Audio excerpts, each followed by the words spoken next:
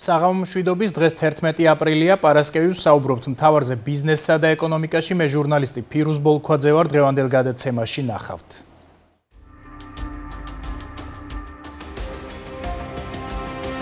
დაცმას უნდა არის ის, რომ დაიცვას მისი წარმოება იმპორტისგან და დაასუსტოს კონკურენტი ბაზრები. დონალდ ტრამპის მიერ მსოფლიოს სხვადასხვა ქვეყნისთვის დაწესებული საიმპორტო გადასახადები და შოკი წამყვან საერთაშორისო საფონდო ბირჟებზე. უახლოესი ერთი თვის განმავლობაში ნაკლებად ველოდები, რომ სიტუაცია დასტაბილურდება.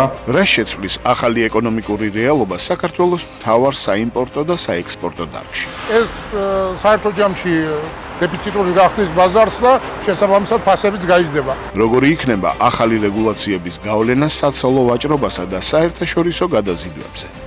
მოლოდინი დადებითი ამ შემთხვევაში ვერ ექნება ქართულ ბიზნესს. ბევრად უფრო ლიბერალურად გადავა და ბევრად უფრო მარტივად, როგორც ჩანს. დარაბედიელის ამერიკული კომპანიების ფასიან ქაღალდებში დაბანდებულ ქართულ საპენსიო დანაზოგებს. უნდა ელოდოთ, რომ მსგავსი მერყეობები იქნება, თუმცა გრძელვადაში ამონაგები აუცილებლად იქნება მაღალი. სავაჭრო ომად შერაცხული ამერიკის შეერთებული შტატების ახალი სატარიფო პოლიტიკა და მისი შესაძლო გავლენა საერთაშორისო ვაჭრობასა და მსოფლიო ეკონომიკაზე.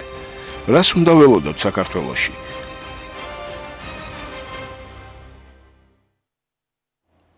ამერიკის შეერთებული შტატების 47 პრეზიდენტის გადაწყვეტილება და დიდი რყევები საერთაშორისო სავაჭრო ურთიერთობებში. დონალდ ტრამპის მიერ მსოფლიო ქვეყნებისთვის იმპორტზე ტარიფების დაწესებამ საფონდო ბირჟებზე შოკი, ხოლო შტატების პარტნიორებში დიდი დაბნეულობა გამოიწვია. შედეგად ვიხილეთ მსხვილი კომპანიების აქციების ღირებულებისა და ნავთობის ფასების ვარდნა და ეკონომიკური მოვლენები, რომელთა განვითარებაც თუნდაც ერთი თვის წინ ალბათ ნაკლებად სავარაუდო იყო. მაგალითად, იაპონიის გადაწყვეტილება ამერიკული კომპანიების აქციების გაყიდვის თაობაზე და ჩინეთსა და ევროკავშირს შორის მჭიდრო სავაჭრო-ეკონომიკური ურთიერთობების ჩამოყალიბებაზე მსჯელობის გააქტიურება. კიდევ სადამდე წავა ტრამპის გადაწყვეტილებით გამოწვეული არსებული სავაჭრო წესრიგის რღვევა ამ ეტაპზე რთული სათქმელია, თუმცა ფაქტია, რომ ამ ინიციატივამ ისეთ პროცესებს დაუდო სათავე, რომელსაც დიდი ალბათობით მალევე გამოცხადებული 90 დღიანი პაუზაც ვერ შეაჩერებს. დიახ, ტრამპმა იმპორტზე ტარიფების ამოქმედების გამოცხადებიდან მალევე მისი 3 თვით შეჩერების გადაწყვეტილება მიიღო, მაგრამ ეს სავარაუდოდ პირველი რეაქციებიდან გამომდინარე თუ ვიმსჯელებთ, ბევრს ვერაფერს შეცვლის და კიდევ უფრო მეტ დაბნეულობას გამოიწვევს. ამასობაში კი ჩვენს ქვეყანაში უკვე შევამჩნიეთ თუ როგორ შემცირდა ჩვენი საპენსიო დანაზოგები და საწვავის ფასები. სხვა შესაძლო ცვლილებებზე კი არაერთგვაროვან შეფასებებს ვისმენთ. მოკლედ, რას უქადის მსოფლიოს სავაჭრო ომად შერაცხული ტრამპის ახალი სატარიფო პოლიტიკა და რა გავლენა შეიძლება იქონიოს მისმა ამოქმედებამ საქართველოს ეკონომიკასა და საერთაშორისო სავაჭრო ურთიერთობებზე. იმის გათვალისწინებით, რომ ამ სატარიფო შეზღუდვებში 10%-იანი საბაზისო ნიხრით ქართული პროდუქცია წხვდება. დღეს ამ თემაზე ვისაუბრებთ. სტუმრები კი იქნებიან გრიგოლ რობაქიძის უნივერსიტეტის ბიზნესის სკოლის დეკანი პროფესორი ვახტანგ ჭარაია, ბათუმის სახელმწიფო უნივერსიტეტის ასოცირებული პროფესორი, საერთაშორისო ეკონომიკური ურთიერთობების სპეციალისტი დავით ქათამაძე და საერთაშორისო ბირჟებზე ვაჭრობის დიდი გამოცდილების მქონე ტრეიდერების ჰაბის დამფუძნებელი რატი ქირია. გადაცემის მსვლელობისას ტრადიციულად შემოგთავაზებთ თემაზე ჩაწერილ კომენტარებს და გაგაცნობთ საქართველოს შტატებს შორის სავაჭრო ურთიერთობების ამსახველ ძირითად სტატისტიკურ მაჩვენებლებს. მას ასე დავიწყოთ და თავდაპირველად მონაცემები ექსპორტის შესახებ.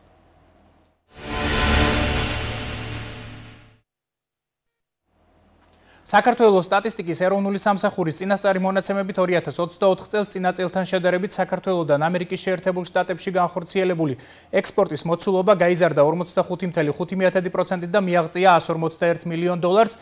რაც შეეხება დინამიკას, ბოლო 10 წლის განმავლობაში ექსპორტის პიკი 265 მილიონი დოლარი დაფიქსირდა 2022 წელს, 2021 და 2020 წლებში კი შესაბამისად იყო 195 და 80 მილიონი დოლარი. ამავე მონაცემებით მიმდინარე წლის იანვარში წინა წლის იგივე თვესთან შედარებით ექსპორტის მოცულობა გაზრდილია 95.4% და აღწევს 4.3 მილიონ დოლარს, ხოლო თებერვალში გაზრდილია 2.4% და აღწევს 4.2 მილიონ დოლარს. რაც შეეხება დინამიკას, ბოლო 5 წლის განმავლობაში ექსპორტი იანვარში ყველაზე მაღალი 14.3 მილიონი დოლარი იყო 2021 წელს, ხოლო თებერვალში ყველაზე მაღალი იყო 2022 წელს და მხოლოდ ერთ თვეში გადააჭარბა 37 მილიონ დოლარს.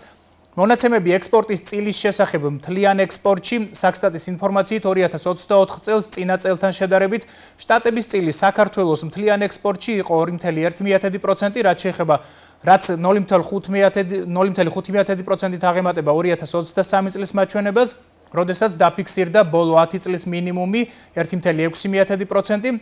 რაც შეეხება დინამიკას, აშშ-ის წილი მთლიან ექსპორტში 4.7% იყო 2022 წელს, 4.5% 2021 წელს და 2.3% 2020 წელს.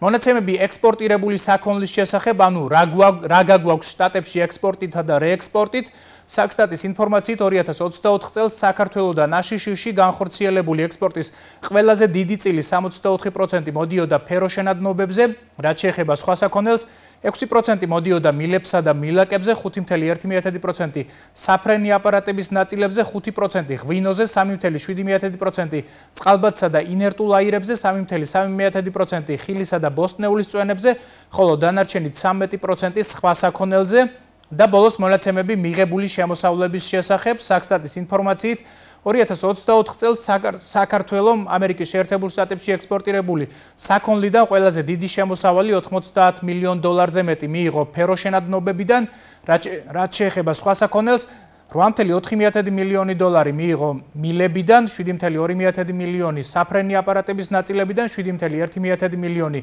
ღვინის რეალიზაციიდან, 5.3 მილიონი წყალბადიდან და ინერტული აირებიდან, ხოლო 4.6 მილიონი დოლარი ხილისა და ბოსტნეულის წვენებიდან.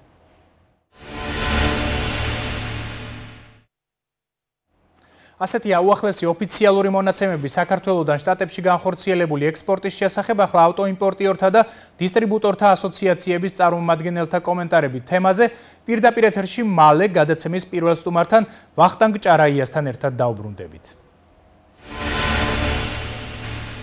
პირდაპირ გავლენა ამ ტარიფებს საქართველოს ავტოიმპორტზე არ აქვს, იმიტომ რომ ეს ეხება ახალ ავტომობილებს, რომელიც შედის ამერიკის შეერთებული შტატების ტერიტორიაზე, მაგრამ ირიბად საკმაოდ დიდი გავლენა ექნება. რატომ? იმიტომ რომ ამერიკის მოქალაქეს უძვირდება ახალი ავტომობილი, შესაბამისად იგი ნაკლებად შეძლებს, ან თუ შეძლებს, დაჭირვებით შეძლებს, შეცვალოს ასე ვთქვათ, ძველი ავტომობილი ახალი ავტომობილით, შესაბამისად ის მეორადი ავტომობილი, რომელიც მეორადი ავტომობილების ბაზარზე ხდებოდა, ის ვეღარ მოხდება, გახდება დეფიციტური და მეტიც. ალბათ ადგილობრივი მოქალაქე, გულისხმობ ამერიკის მოქალაქე, რომელიც აპირებდა ახალი ავტომობილის შეძენას და თავის ძველი ავტომობილის ჩანაცვლებას, შეიძლება შედარებით უკეთესი ავტომობილი შეიძინოს, ოღონდ მეორადი. ანუ ისაც შევა მეორადი ავტომობილების ბაზარზე და გარკვეულწილად ჩვენ გაგვიწევს კონკურენციას. ეს საერთო ჯამში დეფიციტური გახდის ბაზარს და შესაბამისად ფასებიც გაიზრდება. მოლოდინები იმასთან დაკავშირებით თუ რა გველოდება არ არის დამაიმედებელი, იმიტომ რომ ეს არ მოქმედებს მარტო ავტო ბიზნესზე და ავტო წარმოებაზე. ვიცით რომ მთელი რიგი ქვეყნების მიმართ ახალმა ადმინისტრაციამ ამერიკის შეერთებული შტატების დააწესა მთელი რიგი ტარიფები და ეს ეხება მთლიანად სოფლიო ეკონომიკას და არა მარტო ავტოწარმოებას და ეს ბუნებრივია გავლენას იქონიებს ამერიკის მოქალაქის, ასე ვთქვათ, ყიდველობით უნარიანობაზე, იმოქმედებს, უარყოფითად იმოქმედებს სამუშაო ადგილებზე, ფასებზე და საბოლოო ჯამში ეს ყველაფერი მერე საერთო ჯამში გავლენას იქონიებს, როგორც გითხარით, მიწოდების ჯაჭვზე. ჩვენ ვარაუდობთ, რომ სადღაც 4 თვის განმავლობაში უფრო მკვეთრად გამოიკვეთება და დავინახავთ, ასე ვთქვათ, პირველ შედეგებს ნახავთ ამ პროცესის. მოლოდინები ნეგატიურია, მოგეხსენებათ, მოლოდინებს გადამწყვეტი მნიშვნელობა აქვს არა მარტო ჩვენი ეკონომიკისთვის, არამედ სოფლიო ეკონომიკისთვის და არ არის გამორიცხული, რომ უფრო ადრეც ვიხილოთ 3-4 თვეზე უფრო ადრე ვიხილოთ ის პროცესი, რასაც ველოდებით. ნებისმიერ მნიშვნელოვანი ცვლილება, რომელიც შეიძლება გამომდინარეობდეს თუნდაც იმ სატარიფო პოლიტიკიდან გამომდინარე, რომელიც დღეს მიმდინარეობს და არავინ არ ვიცი დაარსებითად ეს რა ფორმით შეიძლება გაგრძელდეს, ეს რა თქმა უნდა გლობალურად ცვლის იმ ფასებს ბაზარზე, პროდუქციაზე, რომელზეც ჩვენ მიბმული ვართ როგორც განსაკუთრებით იმპორტ დამოკიდებული ქვეყანა, შესაბამისად ნებისმიერ ტიპის ზეგავლენა, რომელიც შეიძლება მოხდეს საერთაშორისო და ეს პროცესი გარკვეულწილად უკვე დაწყებული არის და რა თქმა უნდა მოლოდინი დადებითი ამ შემთხვევაში ვერ ექნება ქართულ ბიზნეს წარმომადგენლებს იმისა, რომ ეს ზეგავლენას არ მოახდენს, საბოლოოდ ეს ნეგატიურად აისახება იმ პროდუქციის ფასერის იმპორტსაც ვახორციელებთ, მით უფრო რომ ისედაც მაგალითისთვის სურსათზე ისედაც არის გაზრდილი ზოგადად ფასი საერთაშორისო მომწოდებლების მხრიდან და ეს უკვე ასახული არის გარკვეულწილად იმ ფასებზე, რაც ხდება მომხმარებელს თაროს.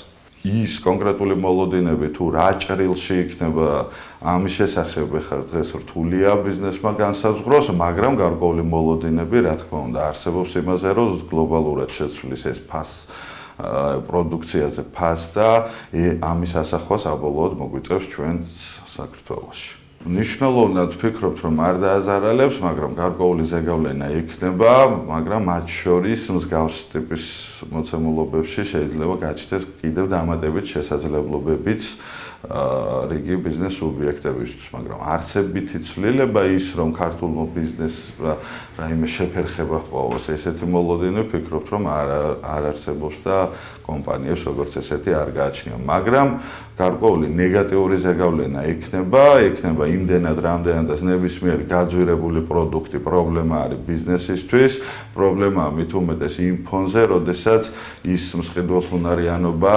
დაბალია და რა თქმა უნდა გაყიდვებზე პირდაპირ პროპორციულად ისახება ნებისმიერი ფასის კორექტირება, ცვლილება, რომელიც შეიძლება მომდინარეობდეს იმ პოლიტიკიდან გამომდინარე, რაც გვაქვს საერთაშორისო დონეზე. და ახლა საკუთარ მოსაზრებებს სავაჭრო ომის შესაძლო გავლენის შესახებ საქართველოს ეკონომიკასა და საერთაშორისო სავაჭრო ურთიერთობებზე გადაცემის პირველი სტუმარი ეკონომიკის დოქტორი პროფესორი ვახტანგ ჭარაია გაგვიზიარებს. საღამომშვიდობის ვახტანგ, დიდი მადლობა დროის დათმობისა და გადაცემაში მონაწილეობისთვის. ჩვენ საკმაოდ უცნაური გამოსვლა ვნახეთ ამერიკის შეერთებული შტატების 47 პრეზიდენტის გარკვეული მოლოდინები იმასთან დაკავშირებით, რომ ის ტარიფებს დააწესებდა, საიმპორტო ტარიფებს სხვადასხვა ქვეყნებთან უკვე არსებობდა, ამაზე იყო საუბრები. თუმცა ჩვენ ვნახეთ დაწესებული ტარიფები და შემდეგ უკან გადადგმული ნაბიჯი სასწრაფოდ ტარიფების დაპაუზებასთან დაკავშირებით. თუმცა საინტერესო არის ის, რომ მოლოდინები მაინც უკვე შეიქმნა ნეგატიური. თქვენი შეფასებით, მას შემდეგ რაც ტრამპმა გამოაცხადა ტარიფების 90 დღიანი დაპაუზება, შეიცვლებოდა ეს ნეგატიური მოლოდინები? გამარჯობა ბატონ პირუს, მოგესალმებით, მივესალმებით ჩვენს ტელემაყურებლებს. ტრამპის მხრიდან მსგავსი ნაბიჯი პირველი არ არის. მოსვლის პირველივე დღეებში მან თავის მეზობლებსაც დაუწესა ტარიფები, რომელიც შემდგომ გადადო და აპაუზა. ეხლა ბოლო პერიოდში ჩვენ ნახეთ, რომ მთელ მსოფლიოს მოუნდომა ტარიფების დაწესება, მათ შორის ალკეულ ქვეყნებს ძალიან დიდი მოცულობით ტარიფები დაუწესა, რაზეც მიიღო საპასუხო რეაქციებიც, რაც მოსალოდნელი იყო. რაც საბოლოო ჯამში ალბათ არ შედიოდა ტრამპის ადმინისტრაციის გეგმებში და ამიტომაც დააპაუზეს სწორედაც ეს ინიციატივა.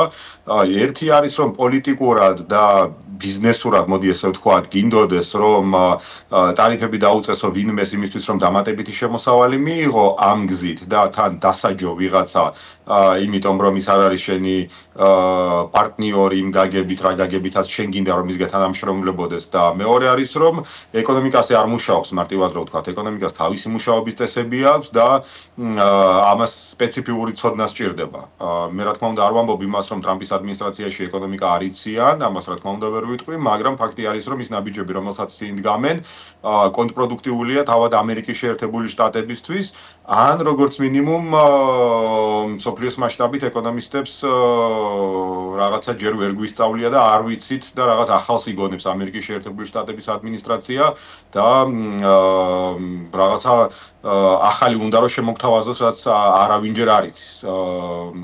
შეიძლება ესეც იყოს, არ გამოვრიცხავ, მაგრამ ძალიან მიზერული ალბათობა არსებობს ამისა, რა თქმა უნდა. გასაგებია, ფაქტია რომ რაღაც პროცესებს მისცა უკვე ბიძგი, მათ შორის ჩვენ ვნახეთ შეიძლება ითქვას გარკვეულწილად წარმოუდგენელი დაახლოება ჩინეთისა და ევროკავშირისა სავაჭრო ურთიერთობების გაღრმავების კუთხით.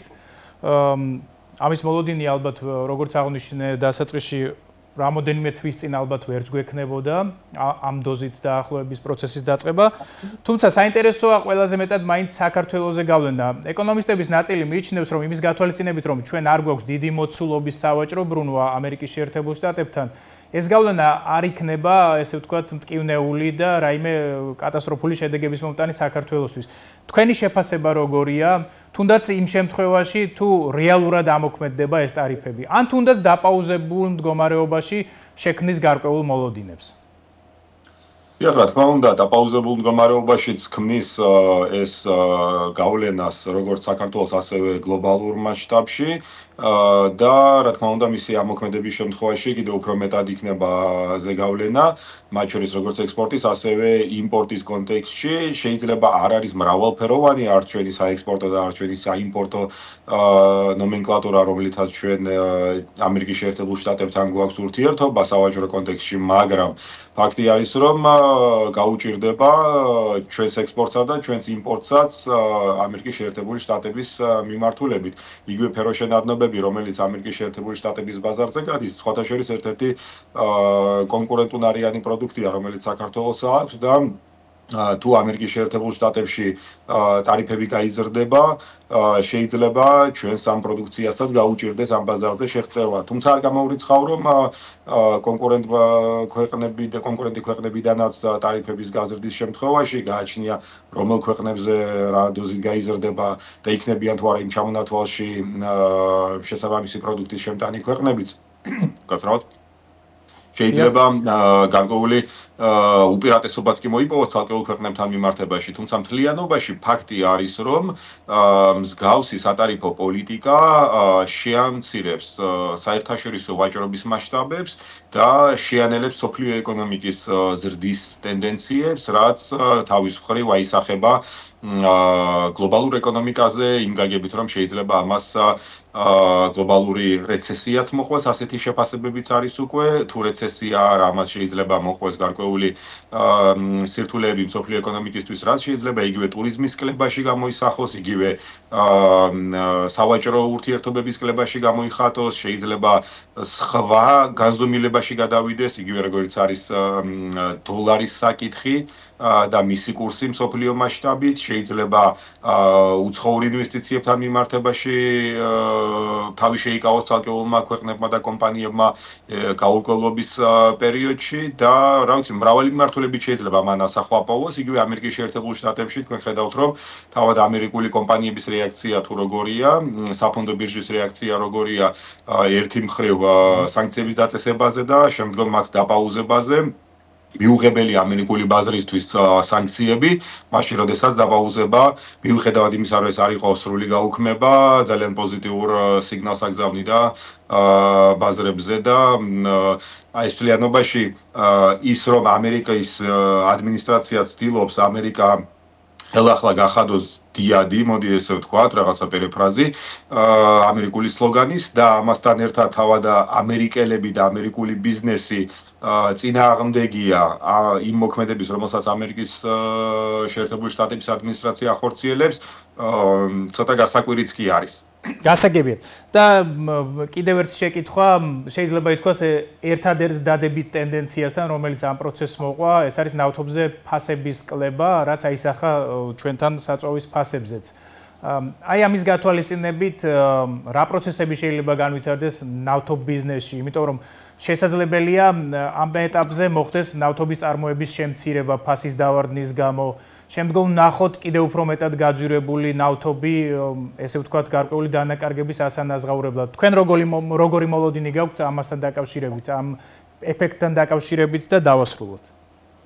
დიახ, ნავთობის ფასები მსოფლიოშიც და საქართველოშიც სპეკულაციურია დიდწილად და მე პირადად თქვენ დამი დიდი პატივისცემის მიუხედავად ვერ დაუკავშირება ამ სანქციების საკითხს ნავთობის ფასების კლებას, იმიტომ რომ ესე მარტივად და ესე სწრაფად არასდროს არ ყოფილა რომ ჩვენი ნავთობ იმპორტიორები მისდევდნენ საერთაშორისო ტრენდს და აკლებდნენ ფასებს ზრდის მიმართულებით კი ბატონო, 1 საათით საკმარისია, მაგრამ როდესაც საუბარი არის ფასების კლებაზე, ესეთი რაღაცა როგორც წესი, ესე დღეების ჭრილში მიყოლა როგორც წესი არ ხდება ხოლმე. თუმცა საშუალო და გრძელვადიან პერსპექტივაში მოსალოდნელი ნებისმიერი რამ შეიძლება იყოს, იმიტომ რომ კიდევ ერთხელ ხაზს უსვამ, რომ მიუხედავად იმისა, რომ შეიძლება ნავთობზე მოთხოვნა დაიკლოს, შეიძლება ფასები მაინც გაიზარდოს, იმიტომ რომ ამას დიდწილად ის მთავარი მიმწოდებელი ქვეყნები განაპირობებენ, ვინც არიან ბაზარზე წარმოდგენილები.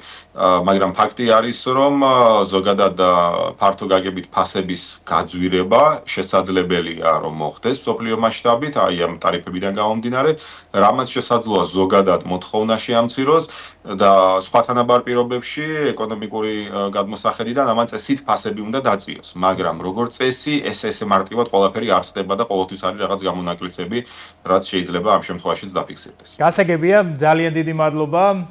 ეს ვახტანგ ჭარაია გახდათ, ეკონომიკის დოქტორი, საუბრობდით ტრამპის სატარიფო პოლიტიკის შესაძლო გავლენაზე საქართველოში.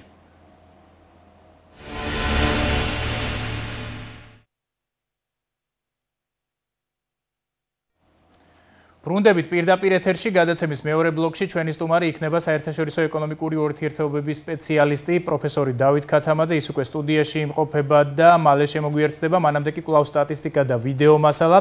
დავიწყოთ ისევ სტატისტიკით და ამჯერად გავეცნოთ მონაცემებს ამერიკის შეერთებული შტატებიდან საქართველოში განხორციელებული იმპორტის შესახებ. საქართველოს სტატისტიკის ეროვნული სამსახურის წინასწარი მონაცემებით 2024 წელს წინა წელთან შედარებით ამერიკის შეერთებული შტატებიდან საქართველოში განხორციელებული იმპორტის მოცულობა გაიზარდა 1.2% და გადააჭარბა 2 მილიარდ 75 მილიონ დოლარს, რაც შეეხება დინამიკას. იმპორტის მოცულობა მზარდია 2021 წლიდან და შესაბამისად 2022 წელს იყო მილიარდ 13 მილიონი, 2021 წელს 648 მილიონი და 2020 წელს 556 მილიონი დოლარი. ამავე მონაცემებით 2025 წლის იანვარში წინა წლის იგივე თვესთან შედარებით ამერიკის შეერთებული შტატებიდან საქართველოში განხორციელებული იმპორტის მოცულობა გაიზარდა 213% და გადააჭარბა 377 მილიონ დოლარს, ხოლო თებერვალში შემცირდა 22%-ზე მეტით და შეადგინა 100 მილიონი დოლარი, რაც შეეხება დინამიკას.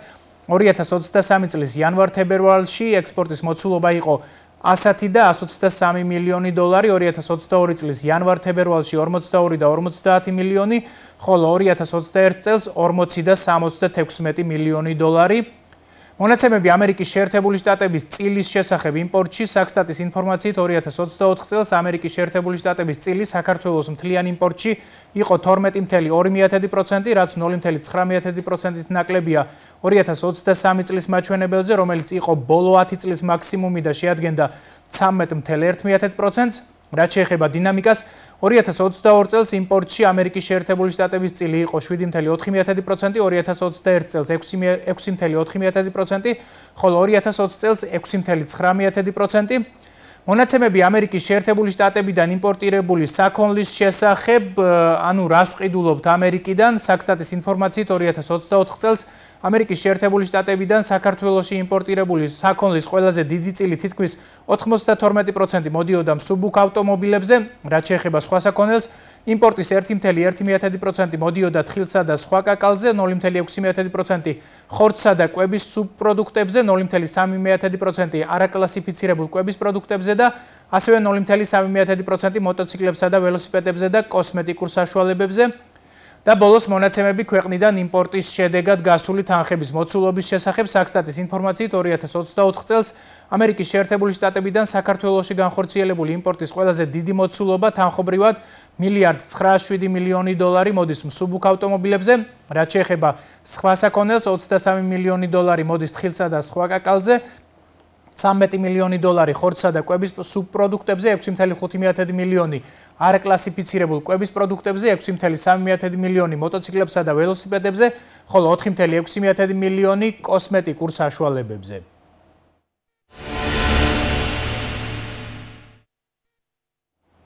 ეს იყო მონაცემები შტატებიდან საქართველოში განხორციელებული იმპორტის შესახებ. ახლა ნავთობის იმპორტიორთა კავშირისა და საავტომობილო გადამზიდავთა ასოციაციის ხელმძღვანელთა კომენტარები ტრამპის მიერ გამოცხადებული სატარიფო პოლიტიკის შესაძლო გავლენის შესახებ საქართველოზე პირდაპირ ეთერში რამდენიმე წუთში მეორე ბლოკის სტუმართან დავით ქათამაძესთან ერთად დავბრუნდებით. ნავთობპროდუქტები ძალიან ესე ვთქვათ, ცოცხალი ესე ვთქვათ მექანიზმია, ცოცხალი ბიზნესია და ბუნებრივია ყოველდღიურად არის შესაძლებელი ფასების ცვალებადობა. ჩვენ ამას პირველად არ ვაკვირდებით, ჩვენ ფაქტიურად ამას ვაკვირდებით ძალიან ბევრი წელია, რომ არითმია მიმდინარეობს, მოძრავია ეს ბაზარი. ამის თავი და თავი ყველაფრისა. მაინც ვიტყოდი, რომ არის მშვიდობა. მშვიდობა ახლო აღმოსავლეთშიც და მთელ მსოფლიოშიც. რაც უფრო წყნარია სამყარო, უფრო ესე ვთქვათ სტაბილურია ფინანსებიც, ეკონომიკაც და ბიზნესიც. უნდა ველოდოთ თუ არა კიდევ იმ ტენდენციას, რასაც ქვია, ესე ვთქვათ საერთაშორისო ბაზრებზე ფასების ცვალებადობა და შიგა ბაზარზე. რა თქმა უნდა, შიგა ბაზარი მიბმულია საერთაშორისო ბაზრებზე. თქვენ მოგეხსენებათ, რომ ჩვენი არა გვაქვს პროდუქტი, კერძოდ მხედველობაში მაქვს ნავთობპროდუქტები. ჩვენ ამას ყველაფერს ვყიდულობთ. მე მაქვს ძალიან დიდი, ესე ვთქვათ, მოლოდინი, რომ დასტაბილურდება კიდევ უფრო. მე ვფიქრობ, რომ კიდევ უფრო წამოვა ქვემოთ საერთაშორისო ბაზრებზე ფასები და ეს იმას ნიშნავს, რომ ჩვენი შიგა ბაზარიც იქნება მიბმული, იმიტომ რომ ჩვენ მთლიანობაში დამოკიდებული ვართ საერთაშორისო ბაზრებზე. საქართველოში ყველაფერი იმპორტირებულია ფაქტიურად, ხო? ხორბლიდან დაწყებული ყველაფერი. ჩვენ ამას ალღო უნდა აუღოთ. არც ერთ დიდ კომპანიას საქართველოში მაღალი ფასი არ აწყობს. რატომ? მაღალი ფასით როცა აჭრობს თქვა თავის საწვავზე, იმ რაოდენობას ვეღარ ყიდის ხომ ეთანხმებით. ამიტომ რაც უფრო სტაბილურია და მისაღებია ფასი, უფრო ბევრ რაოდენობას ყიდის. ამიტომ სტაბილური სამყარო გვაწყობს ჩვენ. ფაქტია, რომ საერთოდ ჯერ კიდევ მთელი საუკუნეა ლოკომოტივად ითვლება ეკონომიკის ამერიკის შეერთებული შტატები და ასეთი მასიური ცვლილება ისტორიულად რა თქმა უნდა არ გვახსოვს. ამ ტარიფები ახლა სიახლე არ არის. თითქმის ყველა პრეზიდენტმა გამოიყენა ტარიფის აწევა, დაწევა.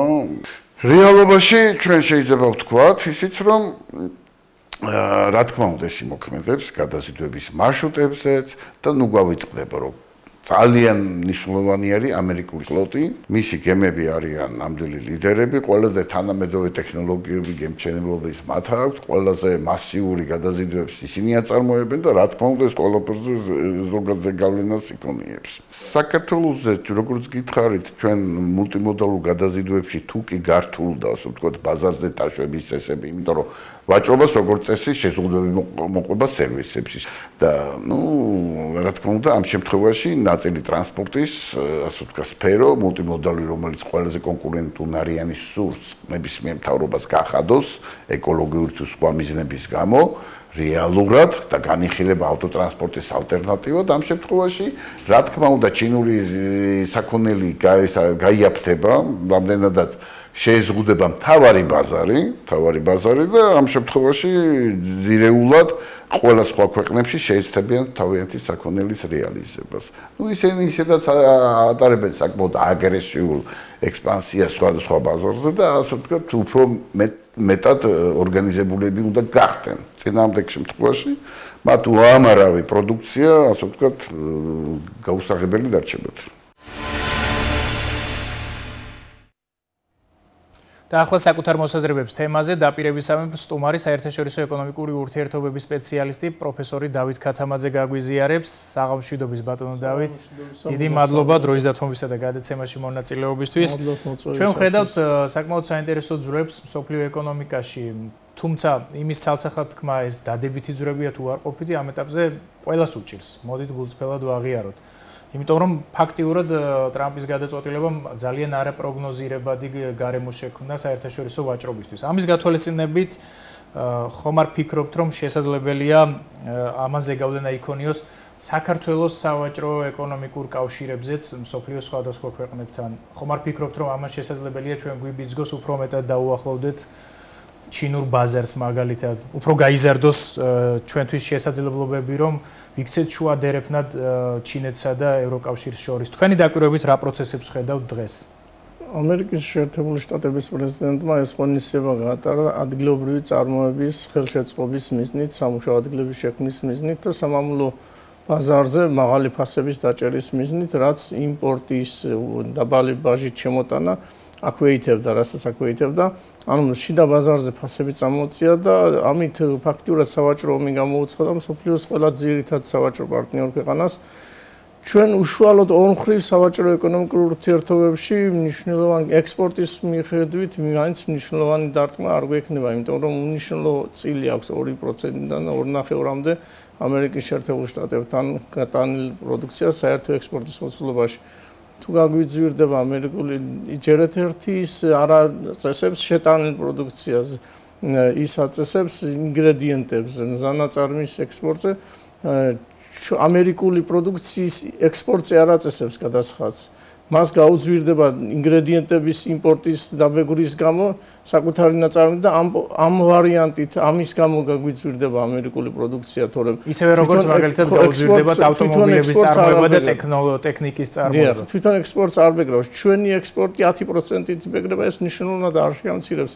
ჩვენთან უფროსა ტრანსპორტო დანახარჯების ხვედრითი წილია დიდი ტერიტორიული დაშორების გამო ამერიკის შეერთებულ შტატებში მცირე ვაჭრობის მიზეზი, იმიტომ რომ გრავიტაციული მოდელია, რაც უფრო დისტანციურად დიდი დაშორებისა ნაკლები მოცულობის ვაჭრობა აქვს ქვეყნებს და ამ შემთხვევაში ექსპორტის მხრიდან ნაკლები დარტყმა გვექნება. იმპორტის მხრიდან ძირითადად ავტომობილების გაძვირებით გვექნება შემცირებული იმპორტის ოდენობა, გადახალისდება, რა თქმა უნდა, ჩვენ ძირითადად უმეტესწილად სამამულო ბაზარზე გაყიდვის მოცულობით არ ვართ დაინტერესებული, ავტომობილების ძირითადად შუა აზიის და რუსეთის ბაზრებისათვის გადის, ამიტომ იქ ჩვენ სატრანზიტო რგოლი ვართ, გაუძვირდებათ იქაურ მომხმარებლებს, აზიის და რუსეთის მომხმარებლებს. ჩვენ ვერც იმპორტის, ავტომობილების იმპორტის მხრიდან ადგილობრივი მომხმარებლის ხვიდელუნარიანობის ვარდნას უნიშნულოდ განვიცდით, იმიტომ რომ ნაწილი იყიდება, უნიშნულო ნაწილი იყიდება შიდა ბაზარზე ადგილობრივი მოსახლეობის მხრიდან. რაც შეეხება დანარჩენ ქვეყნებს, ირიბად უფრო იმოქმედებს ჩვენს ფასებზე, იმპორტულ ფასებზე და საექსპორტოზე, ვიდრე პირდაპირ ამერიკა საქართველოს შორის ურთიერთობა. იმიტომ რომ ირიბად ის ქვეყნები, რომლებიც ჩვენი სავაჭრო პარტნიორები არიან და დაკავშირებული არიან ამერიკასთან, ამ ნახევარფაბრიკატების შუალედური რგოლის ნაწარმის ექსპორტ-იმპორტით, გაძვირდება მსოფლიო მასშტაბით ყველა ინგრედიენტები და მზანაწარმი და სხვა ქვეყნები უკვე მზანაწარმს ჩვენთან შემოიტანს გაძვირებულად, ძვირფასად. ამიტომ, რა თქმა უნდა, მოხმარების სტრუქტურაც შეიცვლება ჩვენთან, უფრო ნაკლები გაიყიდება გაძვირებული მაღალი ფასების გამო შედარებით დიდრული ფუფუნების საქონელი დამსახურება და პირველადი მოხმარების პროდუქცია შეინარჩუნებს გასაღების მოცულობას. ეს ასე რომ მნიშვნელოვან რყევებს რაც შეეხება ფასიანი ხალხების ბაზართან დაკავშირებით, ეს დროებითი მოვლენა, აქციების კურსის ვარდნა, ეს დაბალანსდება, ადრე თუ გიან ამერიკული კაპიტალი, სხვა ქვეყნები, იაპონია და ევროკავშირის ქვეყნები ემუქრებიან, რომ დაბანდებულ კაპიტალს უკან გავიწვევ, ამერიკული კაპიტალის დანარჩენ ქვეყნებში არის გასული და ამერიკაც იგივე გზას მართავს ამერიკული კაპიტალი. თუმცა ეს ადამდეც მიგვიყვანს გასაგებია. ომის ესე ვთქვათ, უფრო მძიმე ფაზაში, სავაჭრო ეგრეთ წოდებული სავაჭრო ომის უფრო მძიმე ფაზაში. ამერიკული კაპიტალის იმპორტი თვითონ ამერიკაში შეავსებს ამ დეფიციტს, ასე რომ ფასიანი ხალხების ბაზარი მოგვიანებით ტრენდში გრძელვადიან ტრენდში კვლავ დაუბრუნდება თავის კურსს და ჩვენ საპენსიო პაუზის ეფექტზე რას ფიქრობთ?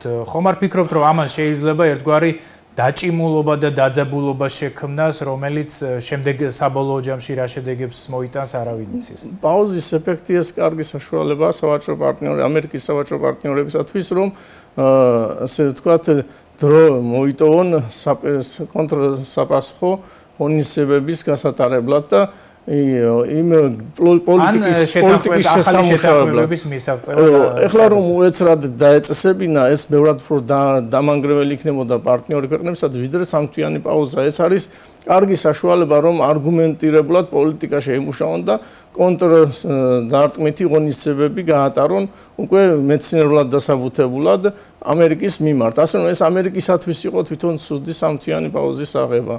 მაგრამ ამერიკის საწოვის ფასების შემცირებაზე რას ფიქრობთ, ბატონო დავით? ბევრი ეკონომისტების ნაწილი უკავშირებს ამას ტრამპის სატარიფო პოლიტიკის შეცვლას.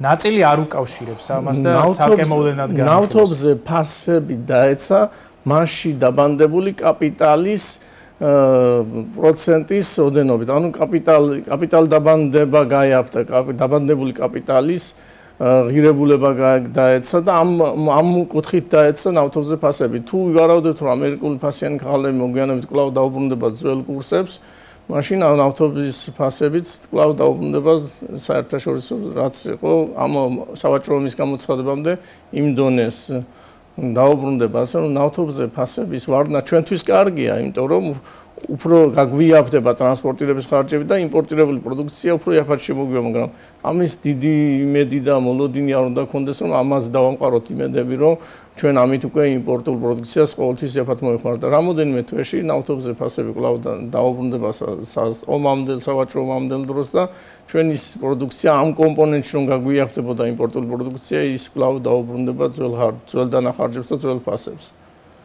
გასაგებია და როგორია თქვენი მოლოდინი და საერთო ჯამში და ამით დავასრულოთ. ბუნებრივია მსოფლიო ცხოვრებას გააძვირებს სავაჭრო ომი, იმიტომ რომ რამდენადაც ქვეყნები ტარიფებს დააწესებენ, იმ მეორე ქვეყნის მომხმარებლები უძვირდება ცხოვრება. ამ შემთხვევაში სავაჭრო პარტნიორები მსოფლიო მასშტაბით ერთმანეთის მიმართ აწესებენ და ამით იძვირებენ როგორც საკუთარი მოსახლეობის ცხოვრებას, უძვირებენ საკუთარ მოსახლეობას, ისე პარტნიორი ქვეყნების. საბოლოოდ მსოფლიო ფასები წამოიწევს და ჩვენი მსხვიდველნარიანობა დაეცემა, მაგრამ გადახალისება მოხდება მოხმარების სტრუქტურაში. პირველად მოხმარების პროდუქციისაკენ გადავა მოსახლეობა და ფუნების საგნების მოხმარების მოცულობა ნაწილობრივ შემცირდება. ენგელს ეფექტს ექნება ადგილი რა. კარგი, ძალიან დიდი მადლობა. ეს დავით ქათამაძე გახდათ, ეკონომიკის დოქტორი. ჩვენ საუბრობდით და განვიხილავდით მასთან ტრამპის სატარიფო პოლიტიკის შეცვლის შესაძლო გავლენას საქართველოს საერთაშორისო სავაჭრო ურთიერთობებზე. რამოდენიმე წუთი სავაჭრო ურთიერთობებზე